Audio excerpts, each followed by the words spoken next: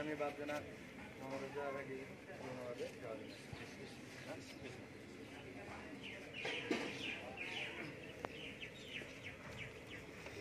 সাথীৰা হয়েছে তুমি সাথী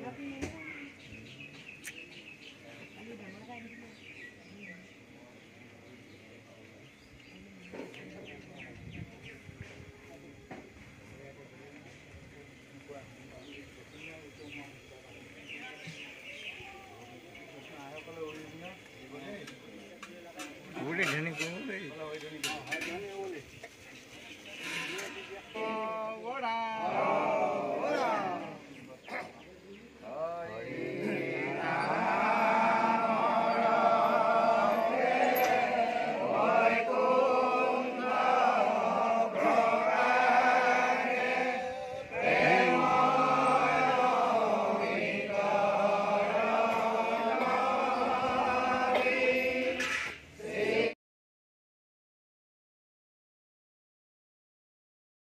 পৰম বান্ধৱ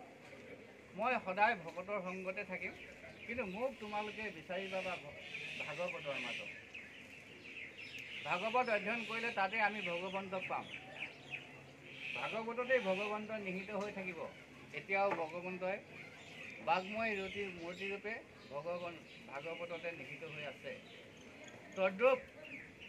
গুৰুজনা যেতিয়া বৈকুণ্ঠী হৈছিল বৈকুণ্ঠী হোৱাৰ প্ৰাক মুহূৰ্তত মাধৱদেৱে তেখেতক সুধিছিল যে প্ৰভু আপুনিতো গুচি যাবগৈ আমি আপোনাক ক'ত লগ পাম তেতিয়া শংকৰদেৱ গুৰুজনাই মাধৱদেৱক আমাৰ ভগৱান শ্ৰীকৃষ্ণই কোৱাৰ দৰেই কৈছিল যে মই যেতিয়া গুচি যাম মোক তোমালোকে কীৰ্তন আৰু দশমৰ মাজত পাবা সেয়ে আমি গাওঁ কীৰ্তনতে শংকৰ গুৰু ঘোষাতে মাধৱ আৰু তোমাক মানুহে ক'ত বিচাৰি পাব ঘোষা ৰত্নাৱলী পুথি তুমিও লিখিবা তুমিও থাকিবা গতিকে আমি মাধৱদেৱক বিচাৰি পাবলৈ হ'লে ঘোষা ৰত্নাৱলী অধ্যয়ন কৰিলেই আমি পাতে পাতে মাধৱদেৱক বিচাৰি পাম